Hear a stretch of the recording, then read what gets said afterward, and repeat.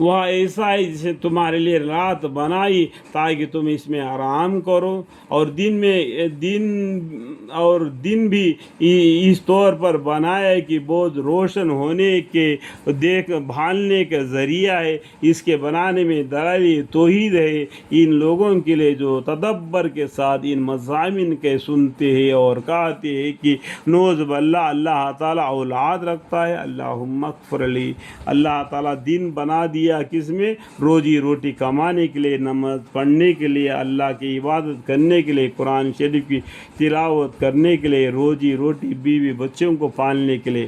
رات بنائی جس میں آرام کرنے کے لیے، اپنے عورتوں کے ساتھ میں مل جل کے رہنے کے لیے، تاکہ تم اس سے تمہاری نسل آگے بڑھے، اور زمین سے نباتات اگا داتا ہے تمہارے رزق کے لیے۔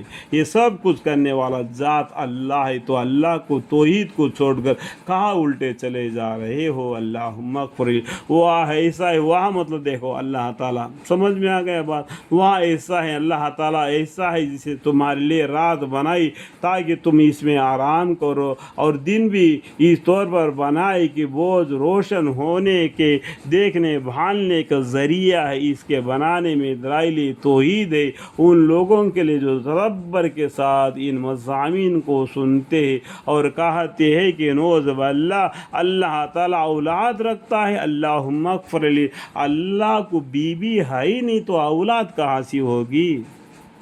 اگر اللہ کو بیوی ہے ہی نہیں تو اللہ کو اولاد کہاں سے ہوگی؟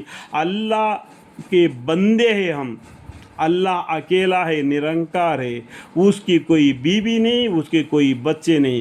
قل هو اللہ احد اللہ الصمد لم یلد ولم یکن لہ کفوا احد۔ ان چاروں آیتوں کے بیچ میں جو آتا ہے وہ اللہ ہے۔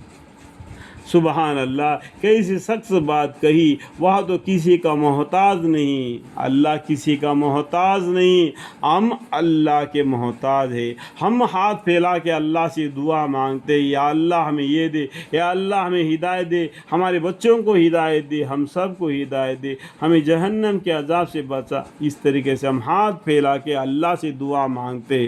اللہ بے نیاز ہے، وہ کسی کا محتاج نہیں، اور ہم سب اللہ کے محتاج ہیں، اور سب اس کے محتاج ہیں۔ اس کے ملک ہے جو کچھ آسمانوں میں ہے، جو کچھ زمین میں۔